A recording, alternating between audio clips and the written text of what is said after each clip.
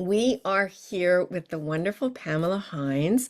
Pam was one of our very first community members, early days. She's a Fictionary certified story coach editor. She is a copy editor. She is a story coach. She has so much going on, and she's also a physician. So I'm not really sure how she does all of this, but she is a true lover of stories. And so we are on a journey right now, and I am writing this book called The Golden Leash, and I'm having it publicly edited as I write it so that I can share my work. You know, I ask people a lot, share your work with me, show me what you're doing, let's have a look at it. And so I figured fair game. I should put mine up too. And so Brandy, who many of you know, also a Fictionary certified story coach editor, is doing my story coach edit. And Pam is following along behind doing a copy edit. And so here is scene one. So with that, and I haven't seen what she's done. So gotta say, I'm a little bit nervous, but that's okay because, you know, could be a disaster, could be good. I don't know. We're gonna see. So I'm gonna turn it over to Pam. Thank you, Kristina. So every good copy editor works really hard to relieve their writer's anxieties. So I'm going to say, Kristina, you have nothing to worry about. This is a wonderful scene, and my job is to just polish it up and make it shine even more than it already is. Okay, so sit back, relax, and I will give you ample opportunity to chime in as you want to. So greetings, everybody. Good morning, good evening, good something else. I'm here today to basically show you the other side of story editing, right? Not the content and the structural part, but once you've got all your pieces together and you've polished them to the best of your ability, then we're going to do a different kind of polish. Okay, so I've got some slides. I'm going to run them up for you, and let's see how this rolls.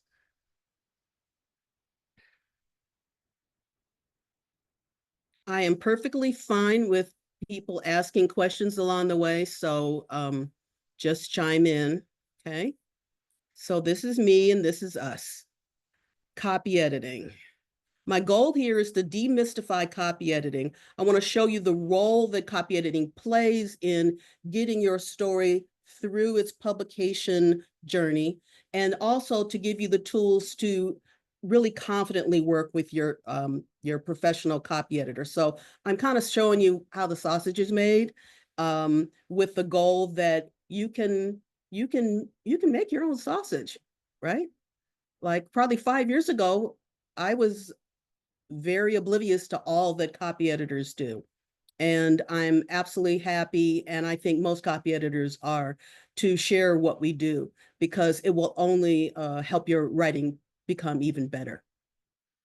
So this is a slide where I like to show how the journey from your book from ideation to bookshelves goes through two major stages. And one is figuring it all out and putting it all together and making sure the pieces fit.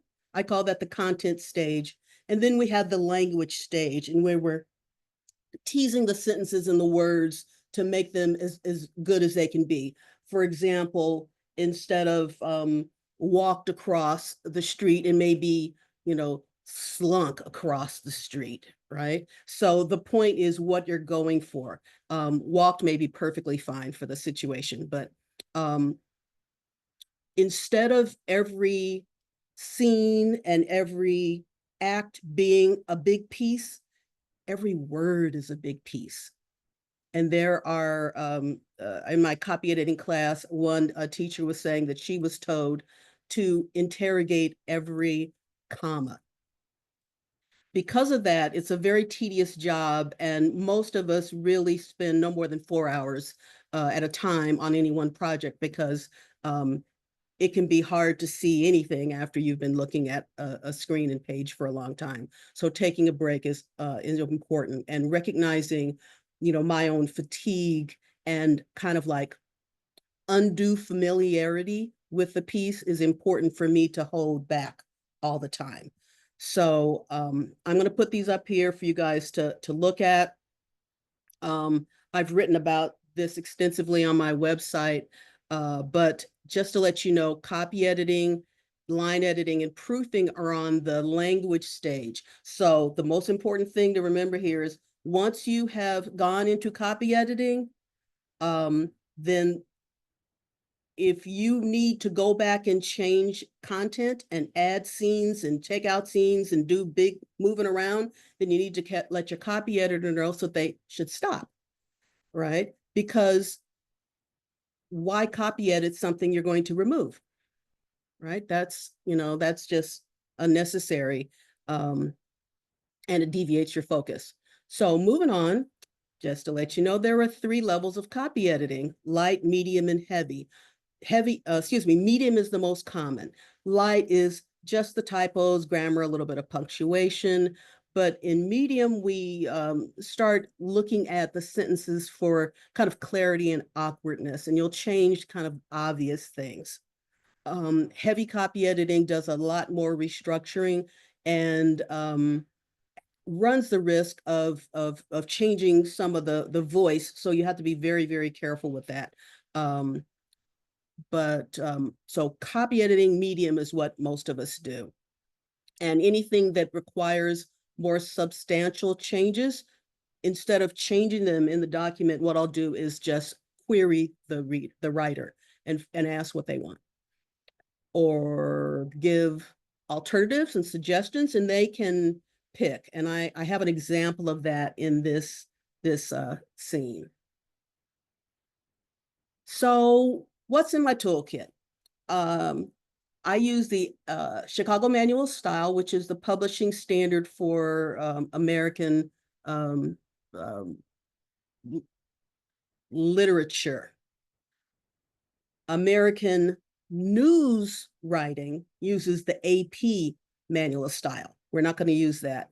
So Chicago Manual Style, they just released their 18th edition last year. I use the Merriam-Webster Unabridged Dictionary. The Unabridged is online. The physical alternative is Merriam-Webster Collegiate Dictionary, and I think they're on edition 11. I've got a reference document for you, and I've got all this listed, and including hyperlinks to websites for you. So scribble if you must, but because I'm a scribbler, I get it, but I do have something for you. Then your author's storybook. Some people call it the Codex or the Story Bible. I've been kind of using this and I kind of like it. So this tells me, first of all, what your intent is. Most authors will write down, the places and the characters and a little bit of plot stuff. Most importantly, I want to get those weird spellings, those unusual spellings, all those apostrophes and those contractions in those like space alien names. I want to get those right. And then your blurb, because well, you'll see what I mean. I need to know what it's about and who's important, because sometimes there's an I there and I don't know who the I is. But as in this scene, it's a first person story, and so the blurb has told me the protagonist's name. Now I'm making an assumption that that's the person that is in this story, but we will see. Microsoft Word is the industry standard for copy editing, and the other standard is to use track changes and comments. So I'll be showing you how I do that. And then a style sheet, which I will build during the edit. And I'll explain to you a little bit about the style sheet as we go, but I also have some references on that list for you. I also just finished this morning a blog post on style sheets specifically for you guys. So you could go to my website, which is pdhines.com, and find that and find a free template that I attached for you. So again, you don't have to scribble a whole bunch down. I tried to put things in there so that you could go back and reference it. Okay, so what's my process? I talk with the client. First of all, I try to get a sense on if they're a good fit, right? There are some things that I'm just not great at editing and I don't want to edit. And one of those is slasher horror. Um, I could probably do it, but it's just not my jam. And um, and I have colleagues that love horror. So why would I deprive them of a chance to copy edit some good horror? I'll take everything else. So I want to clarify the client's goals. And then I'm going to take the manuscript and I'm going to take a look at it, make sure it's complete, make sure it's in standard manuscript format. And then I'm going to sit down and read it.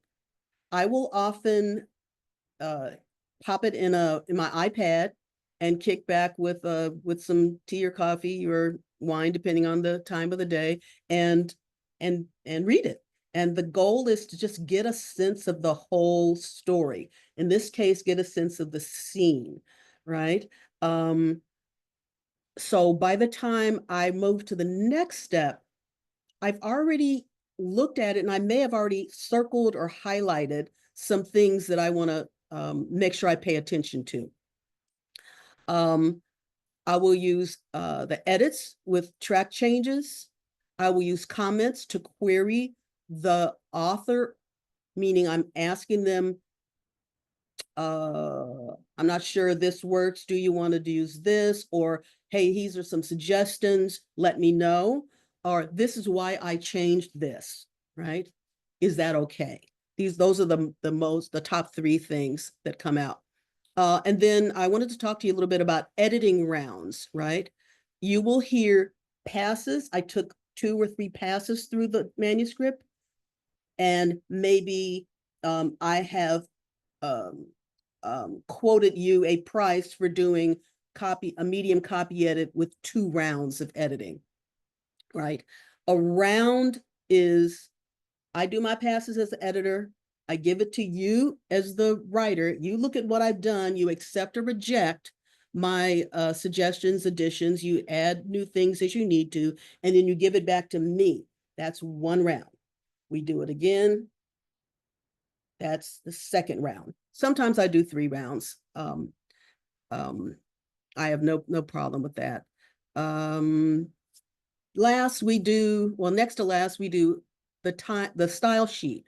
So the style sheet includes, I think I have a slide on that, various elements that make up the story, make up the scene, including words that are maybe a little complicated and I had to look up, spelling, like what was capitalized or not capitalized, and then kind of just the basic style and formatting and punctuation conventions and anything that's novel to this particular novel.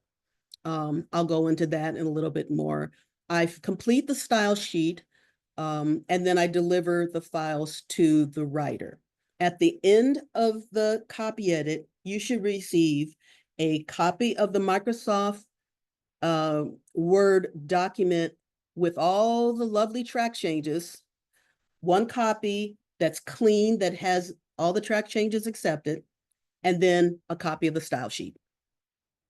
Some people will do do something else, versions of that, but that's really what you should expect. So I really want to make sure you understand what a style sheet is, which brings us to this. This is a style sheet, and this is a copy of the template that I made for you. It's drawn from one that Crystal Shelley, I'm gonna have to give her a shout out, is an editor. Her website is Rabbit with a Red Pen, and she's done a lot of great work on conscious style and avoiding unintended bias. And in my reference list, I list her Conscious Style Toolkit for writers and for editors as two different nice resources there. Anyway, so what I tend to do is I preload this with some things that are kind of the standard, right? Indentation, the first paragraph of each chapter or session is not indented, but all the others are indented 0.5. You will see that all the paragraphs are indented in this manuscript just because it was the fastest and easiest to do. I then go back and I unindent the very first. It's only one deletion, and so I'll show you that. And then just another thing to show you, TK is editing and publishing world lingo for to come. And what that is something you can use in your writing and also in your revision and also in your just kind of deciphering what the heck this copywriter is talking about. That means that's just a placeholder. It just means something's to come. It's a placeholder. And so here you'll see I wrote down measurements. It could be metric, it could be imperial, and I wrote to come. Okay. I happen to have read through this and I already know that she uses pounds. And so imperial, right? Moving on. Okay. So let's get started. I'm going to unshare here. Feel free to ask any questions if you want. Let's see.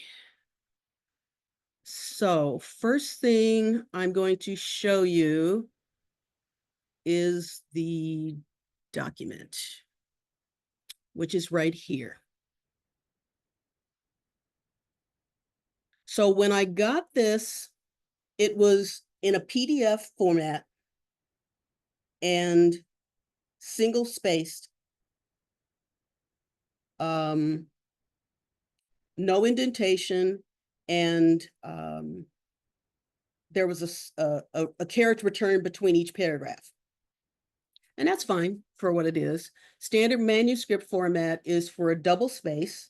That just allows more space for copy editors to actually scribble in. We don't do much scribbling anymore. It's on the computer, but it also lets your eyes have a more open up space to look at. It's better for focus. Let's see. So what I did was I loaded this PDF. I selected the whole thing. I'm on a Mac, so I used Command A, selecting the whole thing. And I went up here into the space options. I hit 2, making everything double spaced. I went down here, and if anything says remove or move a space, I will remove because I want there to be no extra spaces before or extra before the paragraphs. I go into line spacing, and I just down here, first line 0.5 indentation. I double check. Yes, this says indentation. I double check. Yes, this says no spacing after or before a paragraph. And then I hit OK, and the whole thing magically turned like this. And I'm going to warn you right now, there's 2 places you're always going to have to look. And one is at the chapter heading, because it will always want to make this chapter indented over. So the left justification won't be true. And the other thing is down at the end, when we get to, in this case, I happen to know that my lovely author likes to use tildes for her scene breaks. If I then go and center this, you can see it's not really centered. And that's because there is probably a indentation there. So the last little bit of cleanup I do in terms of the formatting is I highlight this, I go back and I double check here, and aha, it does say first line there. I just move that to none. Okay, it's moved over, we're good. And I believe I already did that here for the chapter. Double check. I notice I've got this remove space. I'll get rid of that. Here it's hanging, not material. Just make everything none. Why do all this, right? Why do all this?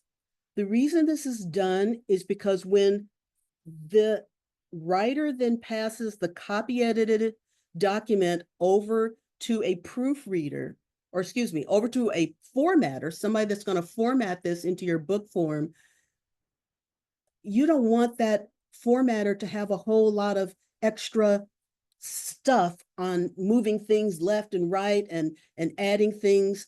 You don't want them to have to deal with that because it's going to take them a longer time to format your document, and it's going to cost you more money. And so don't do it. One of the other things I do when I'm formatting is I make liberal use of this. I think this is called show characters or show codes, I think. This little it's called a pilcrow. It's the paragraph symbol. Click on that, and I pretty much do all my edits with this on. So I'm looking at where every space is, where extra spaces are where they should not be. I'm looking at hard page returns where I didn't want them to be, etc. So I just keep this on all the time because my goal is to give a clean thing without any extra spacings that are going to make when the formatter then goes to create a page, you're going to end up with things falling off the page. Okay, so one thing I see right away in formatting, okay, so now I'm moving into a little bit more of the meat of the copy editing. I look here and see that little dot right in front of this paragraph? A little dot in front of this one? Dots mean a space. There should be no space after the period. Between the period and new paragraph, there should be nothing. Now, Kristina's like me.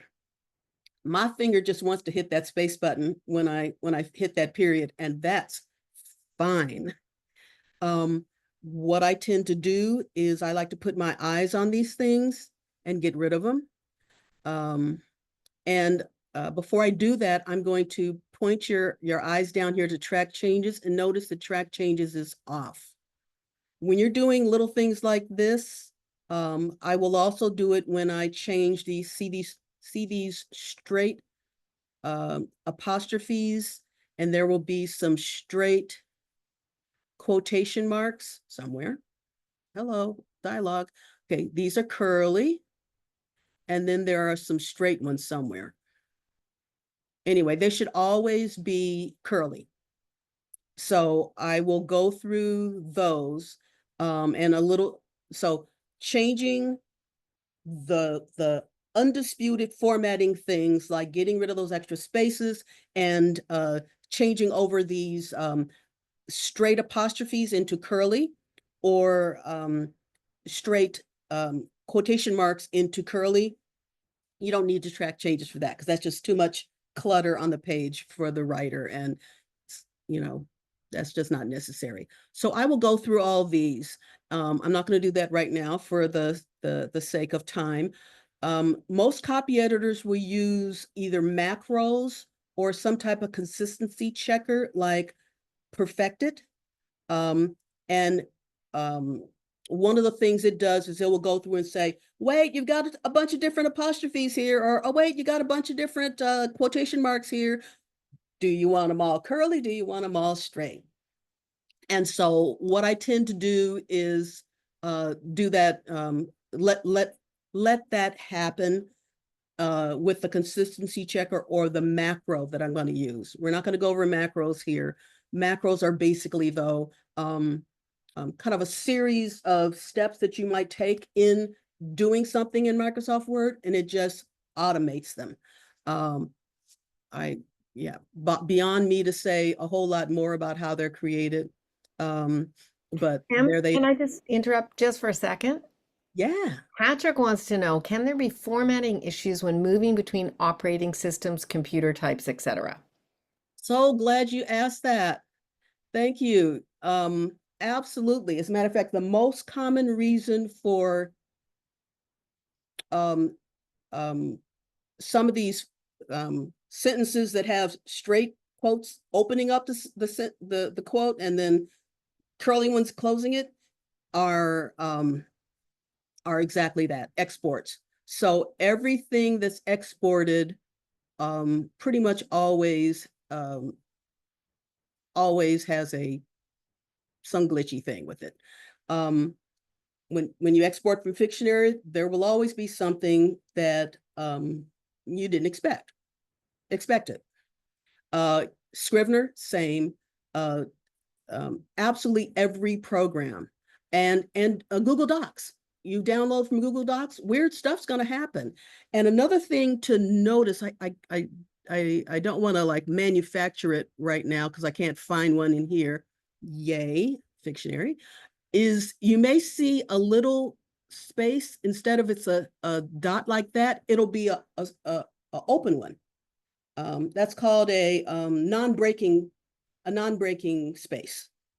And what that is intended to do is that if there are things with a non-breaking space in them, such as dot, dot, dot, if you're making your own ellipses instead of the ellipses symbol, which I think CMOS prefers, but you can do it your way.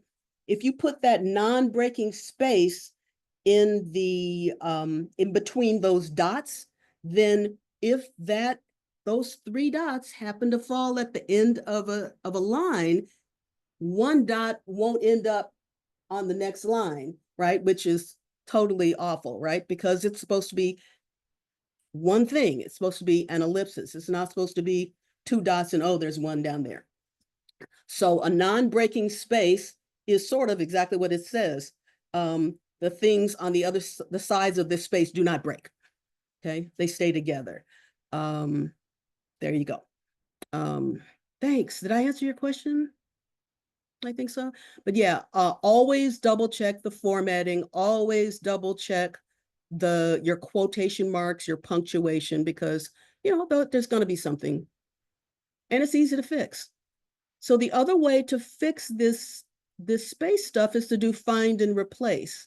I'm not going to do that here, but you could say find a period with a paragraph that's got a period, a space in between it, and replace it with a period, no space, and a paragraph. And there's a symbol for paragraph. There's a symbol for the space. So you can do that. I usually don't hit replace all. I usually step through because I want to put my eyes on every change, because find and replace sometimes will make a fool of you. Case in point, I went to a conference. They changed the they changed the fish. They changed from fish to vegan. So somewhere along the line, somebody did a cut and paste, and everything that was fish became vegan. And one of the editors has a business, and it's called Bluefish Editing. And so when she got her her her insignia, her badge, it said Blue Vegan Editing. And being an editor, she knew exactly what happened. She knew that was a find and replace error. So, it happens. Just step through, replace, and look at it. Okay, let's get going. So I have, let's see, I've got my notes over here. So excuse me if I look around a bit. So what I'm going to do is I've read it, I've looked at some things, and I'm going to start editing this. One thing over here, I tend to like Grammarly for my spell checker. And it also does one other thing I'm going to show you, and hopefully this will come through, is once you hit that first thing, notice it says consistent punctuation. Grammarly will change those straight apostrophes and quotations into curlies if you ask, and it'll do the whole thing, and it's very good at it. So what I'm going to do is hit this first thing, and you'll see it says inconsistent punctuation. Oh no. Yes, we want it curly, update all. And if you look over here, it's going to take a little bit of time. But if you look at this I'm here, what you'll notice is once this black area over here stops working, you will see, if we go all the way back to the top, this is now curly. Okay. And so that's a really nice trick to kind of get a universal change to curly marks without having to buy a consistency checker or figure out how to use macros. Okay. So I'm going to pop out of. Two questions. Yes. One, as a copy editor, oops, the question bounced. Hang on. Is there value to have a copy editor? Is there value to a copy editor having the author do some foundational formatting, such as you've already discussed? Yeah, there is. First of all, it's going to make me take less time. But the other thing is that you will find other things when you're attending to punctuation. It just always happens. You will find, like, you should have used an instead of a, right? You just will find things. So it's kind of like, our brains just chunk a bunch of things together, and we understand the meaning based on our history and all kinds of different things. But we will flow over things. And so looking at the punctuation, looking at the periods, will actually help you spot other things that it's very helpful for you to do. So I think it's a good thing. I think also if you are, let's say, you're going to a conference, or you're going to in some way pitch to an agent, you want to provide, if they ask you for pages, oh my gosh, that's like the best thing ever. You do not want to give them Comic Sans single spaced 14 point, right? You want to give them a standard manuscript format, 12 point double space Times New Roman, 1-inch margins. If you get your indents a little off, the world won't fall apart. If you have some periods after the end, trust me, they won't even open up the thing in Word. They're just looking at the pages, right? But it'll show your professionalism. So that's another reason to do it. And second question, when you run your like a global change like that, would you run it on the whole manuscript, or do you do it scene by scene just to keep it less cumbersome? A global change like the The straight to the curly. what do I do? I'm usually stepping through the whole document. So yeah, I'm usually stepping through the whole document. So what I'll do is I'll run a big formatting run and a big overview run first, and then I'll do various edits, and then I'll run a consistency checker again at the end, just to make sure I didn't insert any weirdness Right. along the way. Any weirdness? No weirdness. Weirdness happens. Okay, so I decided that what would be cool is if I showed you how I do copy editing and how I use a commonly available tool like Grammarly, right? Please, for goodness sake, do not use Microsoft's editor. It's the worst spell checker in the planet, and it won't even give you options anyway. But don't use it. Except for like a quick pass through. It'll catch some big stuff, but it's not really worth it. So don't. So I'm gonna open up here, And what I'm going to show you is that there are some things that these tools like Grammarly, ProWriting Aid, and another one is called Hemingway Editor or Hemingway app will do, and they will identify things and ask you to check them. They will vary between themselves.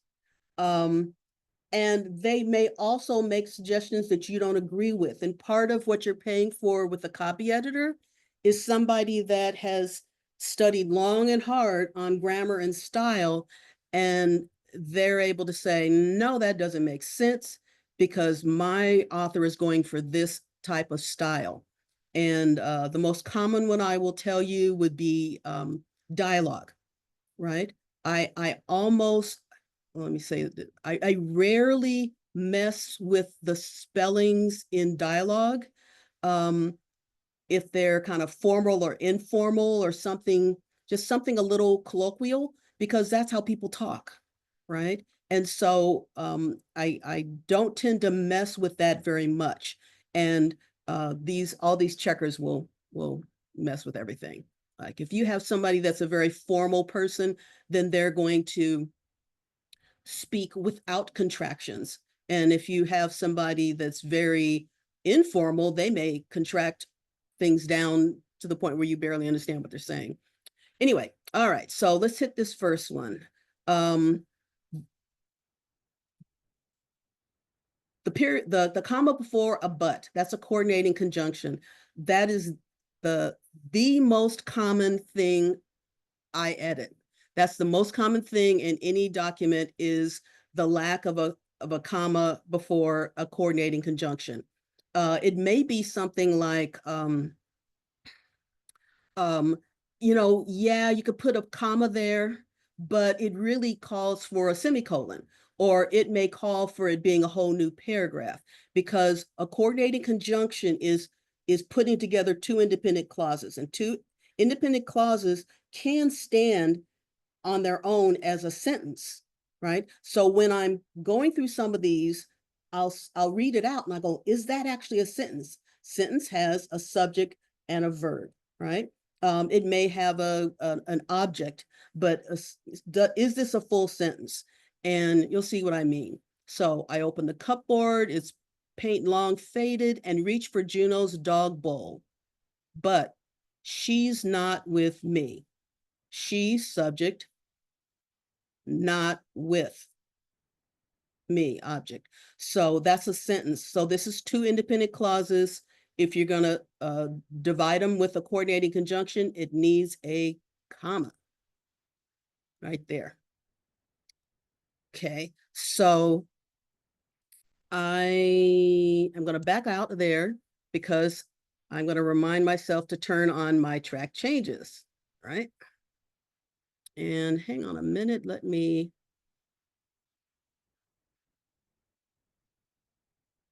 hide this floating panel. There it is. So I can show you. The track changes is up here in review. Okay.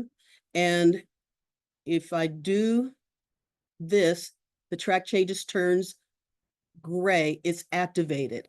I look down here. I see also it's on. If I click it again, you can see it's white. It's off. Okay. So I want to do my edits with track changes. Now that I've finished with all the persnickety little formatting things, even though I haven't done all these spaces yet, I want to track them. So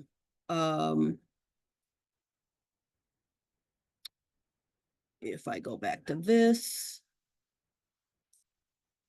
and you can see it marks it, and you have a line over here.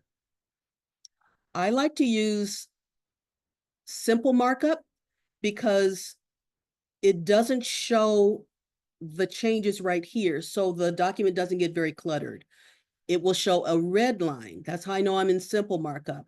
All markup shows much more changes, and you'll see that in an example of something that I make a few more changes in.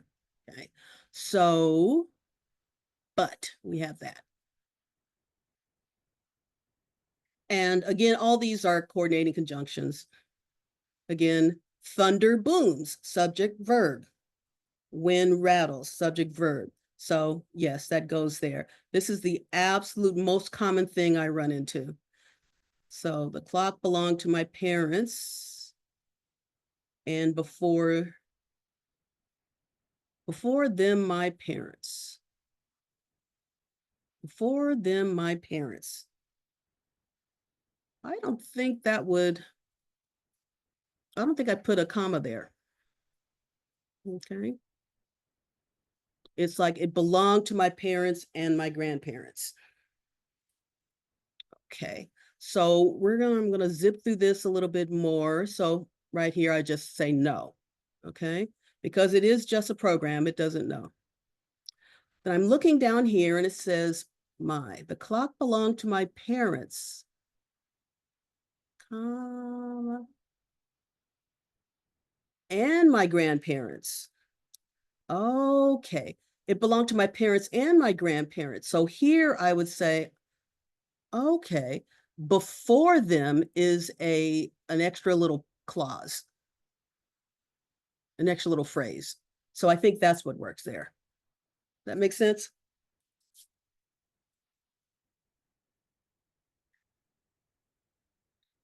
Timothy loved it too. One of the rules is if it's a real short sentence, you don't necessarily need to put a comma before to, especially if it'll mess up the flow. So I'm going to leave that out.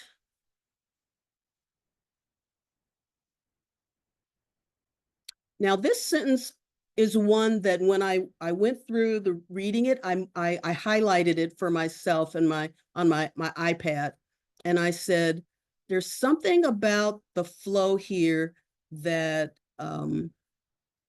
is a little bit I won't say off, but it's something, there's a rhythm here.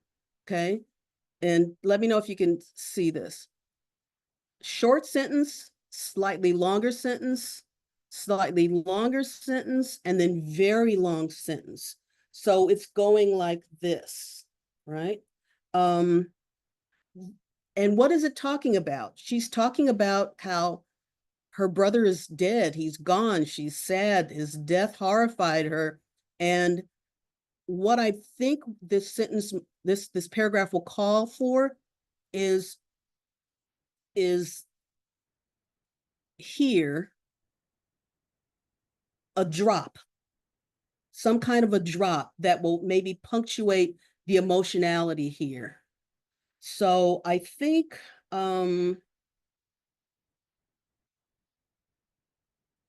Timothy loved it too.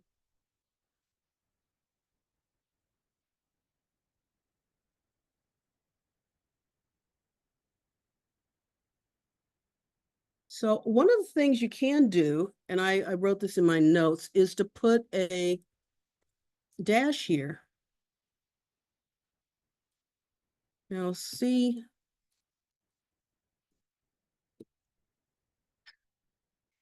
how you can see the changes here because we're in simple markdown. Timothy loved it too. He'll never love again. The horror of death flashes before me. I wasn't even there.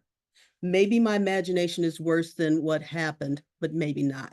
So to me, I think that I wasn't even there. It's kind of like a little sigh. It's like a drop down, a letdown there. And I kind of like that for like, let me know what you guys think.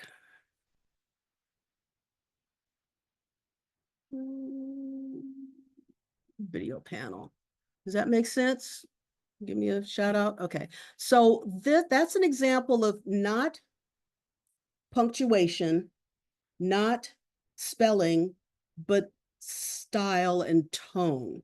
Okay. So this is a little bit more into the medium and the heavy copy editing, almost a little line editing, but it's kind of like the reason I read the scene was to get a sense of what the scene's about and what the intent and the mood is here.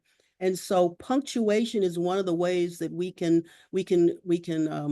create rhythm and flow. Okay, so I'm going to Just before then you move off the dash, hang on. Couple of questions. One, are there any spaces around the dash? not in American um, style. So in UK style, thank you for asking. In UK style, this exact situation would be an in dash, a en dash with two spaces behind it. Space Oh, on okay. each side. Okay. In United States English, it's a big old M dash, and the N dash is because the dash is about the size of an N. The M dash is it's about the size of an M. Right. If I go into insert and advanced symbols, oh, where is it? Oh, special characters. You can There. see the M dash and an N dash. So yeah, Okay. And then the question that goes with that from Eclipse is when are the dashes appropriate? And she says, I might overuse them." M dashes are kind of modern, so it's okay to use them if you know somebody will say, "Hey, um, there's too many, dashes," or it was stopping me, it was breaking me up. I had a writer once tell me, I don't like semicolons. Oh my gosh. Well, if you don't like semicolons, we're not putting semicolons in your thing, right? That's because semicolon serves a purpose, it serves a function, but it's not the only thing that serves that same function. Dashes can serve that function, or you can break up the sentence in a different way or the paragraph in a different way. So yeah, it's there's something smooth about a dash. There's something smooth about it. And it's used as maybe a parenthetical. So sometimes you'll see the dashes in between something as a parentheses, and sometimes you'll see it as like maybe an abrupt ending to something. Okay. So But Mark has an interesting follow-up is given that M dashes are modern, would they be appropriate for historical fiction? I would say yes, because you have a modern reader, Okay. Good right? enough. Yeah. Um, and I would say yes if they're pleasing to you also. And then third, of course, is what your publisher wants, right? But yeah, modern readers are going to look for um, for what they're used to, almost like where they're used to third person, close or limited perspective. They're not used to omniscient as much as they were before, you know, and especially they're not used to the, dear reader, I married him.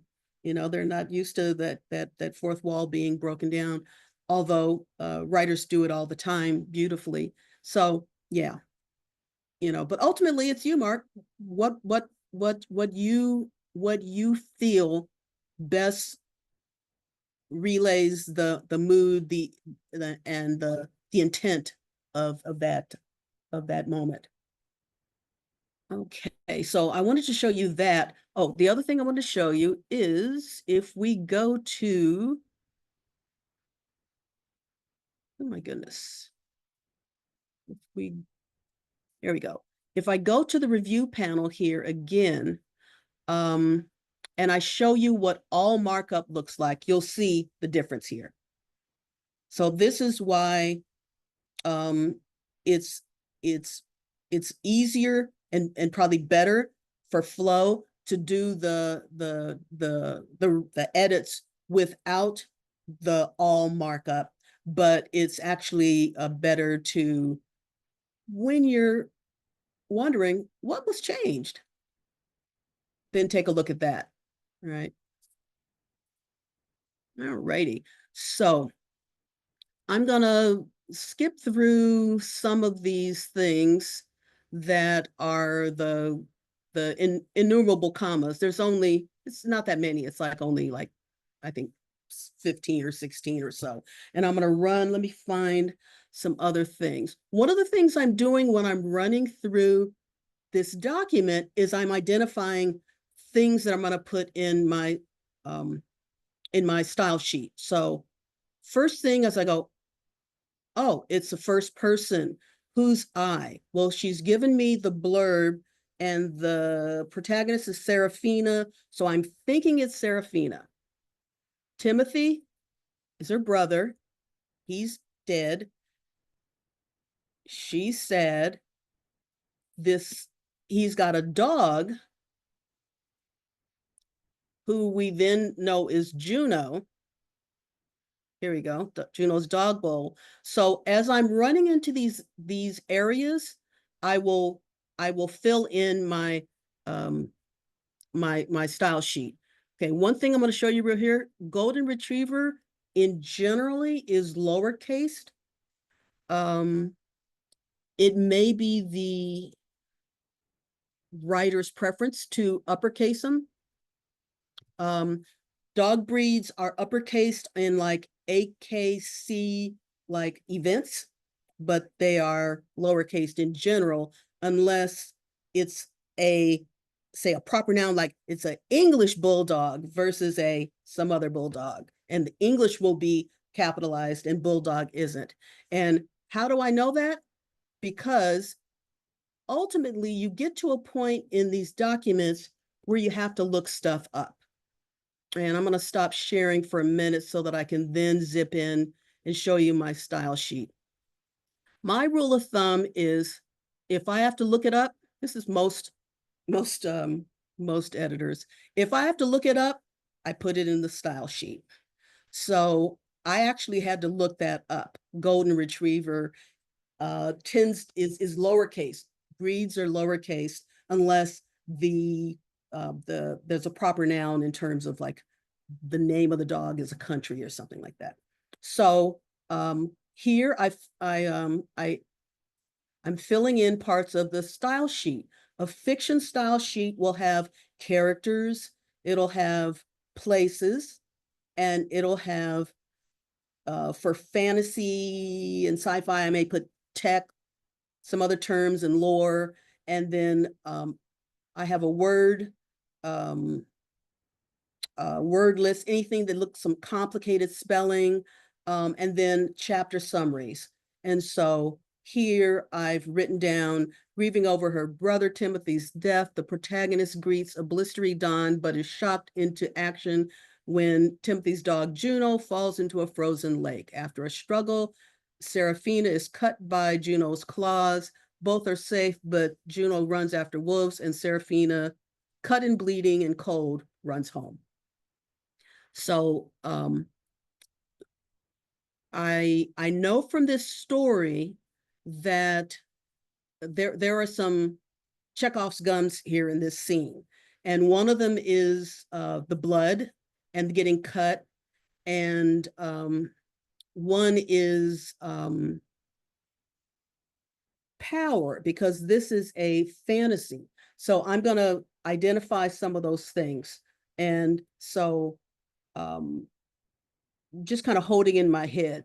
So I would probably do something like this.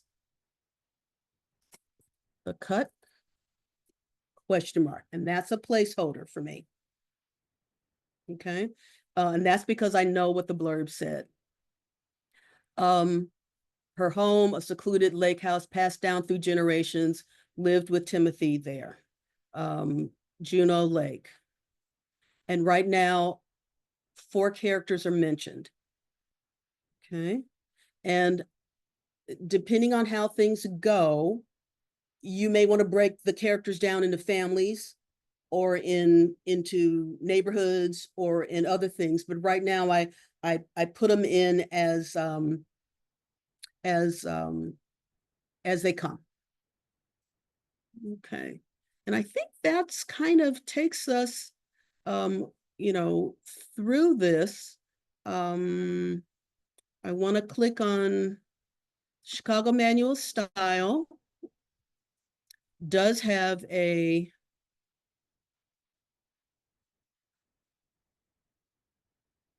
online, and that's much easier than dealing with, I have to show you this because it's just too amazing. This is a like Brandon Sanderson book thickness of book. And they get bigger.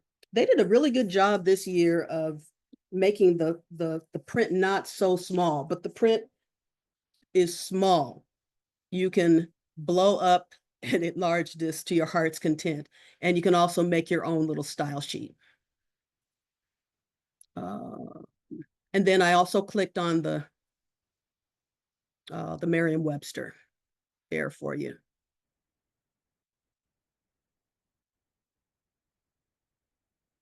Let's see if I can find that. Merriam-Webster has a unabridged, which is all online and it's updated, and it includes a lot of use information, a thesaurus, and it's the most up to date. The free one is fine, but it's not as up to date. And so I think this one's like $40–50 a year. It's definitely worth it.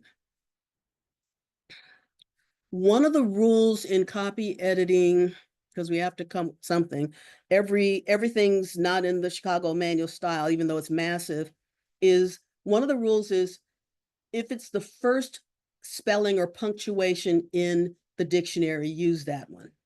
So one of the things I may do is stand alone.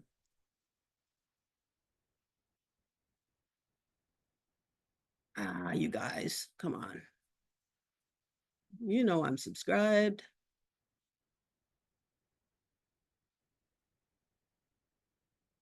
Let's just go to this one. Let me jump out of here for a second. So I'm gonna open up to more questions real quick while I work on this. Sure. So let's see. So Chris says some of this explanation is available on the Fictionary explanations. Do we share that information with the person doing the copy edit, or are they filling this out so you can see the difference between what you're doing and what Fictionary is doing? Okay, you lost me there. So basically the question is in Fictionary, you can have a character list, you can show the locations, etc. Do they give that to you, or is it better if you do it on your own to see it for the first time? I think, I Chris, would tell me if I interpreted that wrong.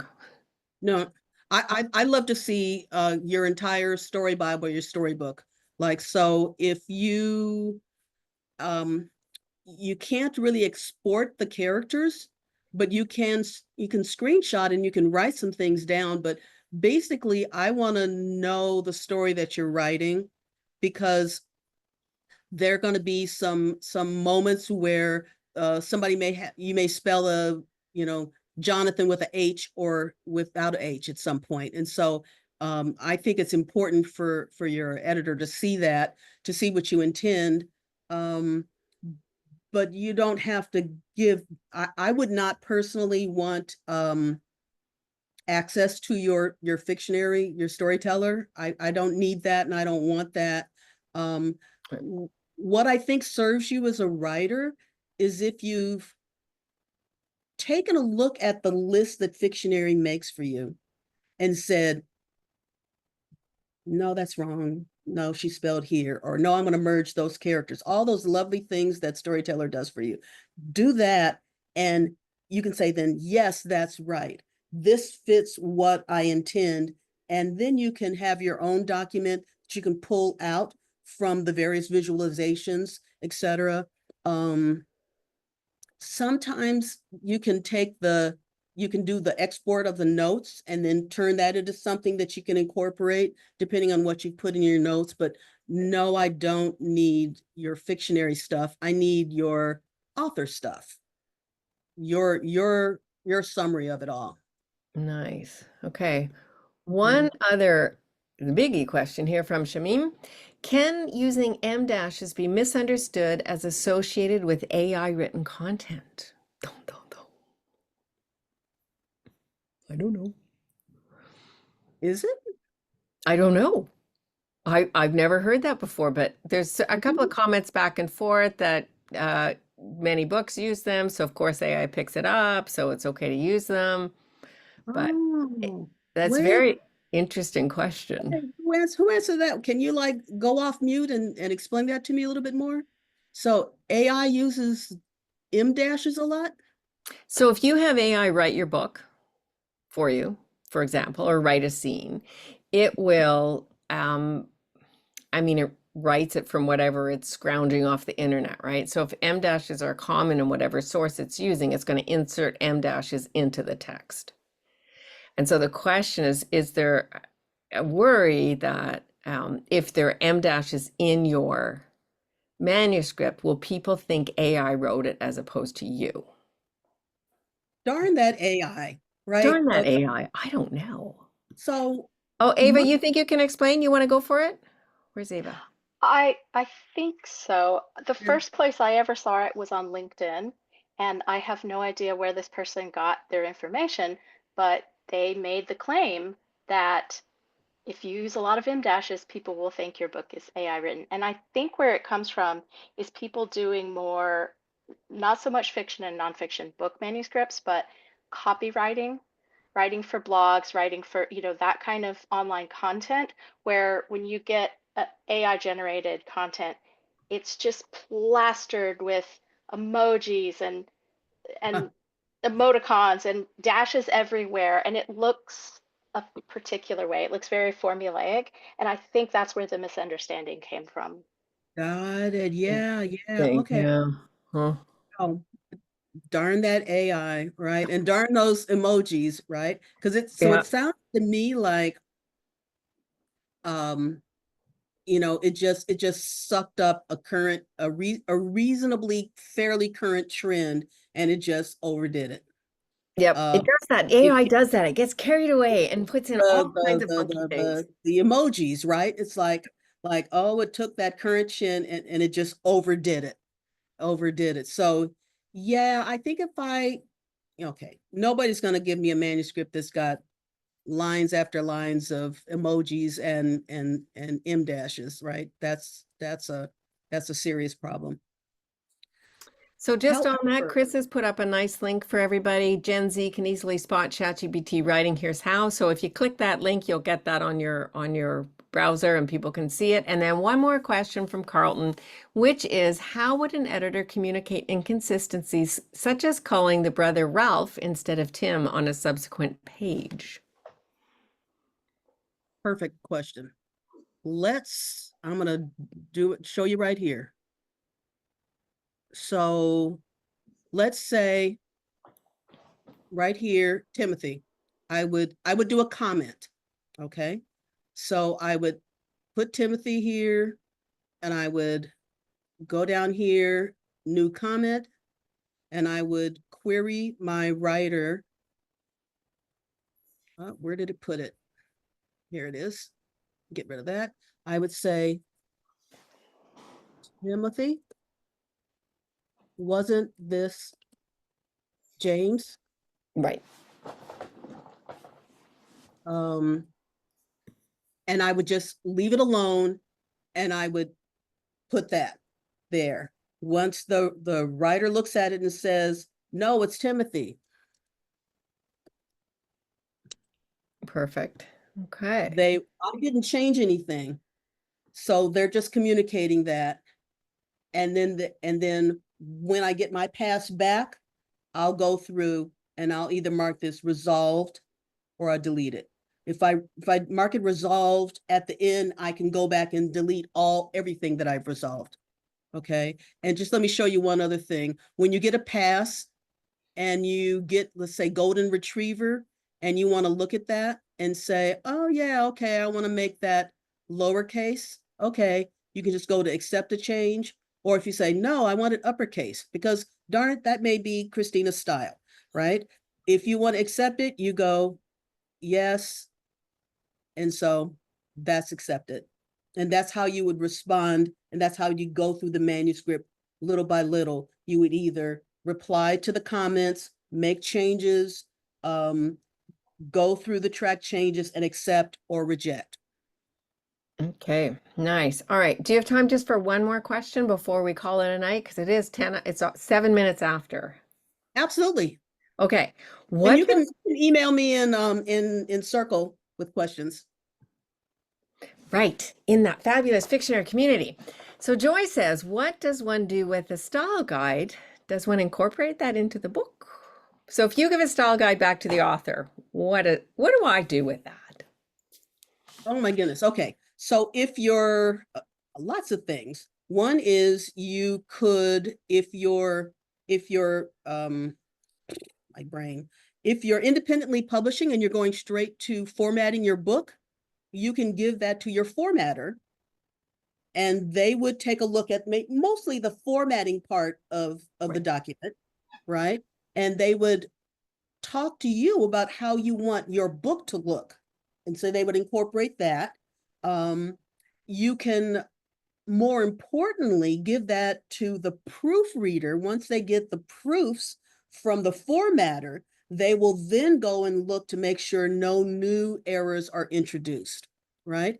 And so that's one thing. And then the use that I love the most is now you're going to write book 2 and 3. Mm-hmm. You Series, don't, writing a series. Yay, that was taught today by Lisa Taylor. yay, Lise. You have this document that not only do you think blah blah's eyes were green, but I do too. And so when you 4 years later write book 5, then you can go back to that document and you don't have to dig in your brain or try and go through your 500 pages Yep. to try and find somebody's hair color. Yeah. So this is one of those like preemptive strikes, right? But that's one of the greatest use. And that's why I actually like writers to, if you don't have a story Bible, have a style sheet for your novel. And that's one of the things I talk about in that um, thing I'm presenting to you That in other thing, the yes, article. that thing that you're yeah. That thing that I wrote, right? So Yeah. here, just to let you know, this is how you contact me. If you'd like to email, if you have any questions that you don't want to put in circle, if you want to put questions in circle, I'm absolutely fine for that DM or public. And then I do have a Substack. If you're interested, I write a lot about, you know, people, day job warriors that are writing and they're learning creative writing, maybe for the first time or trying to master it. So I try to tackle that. And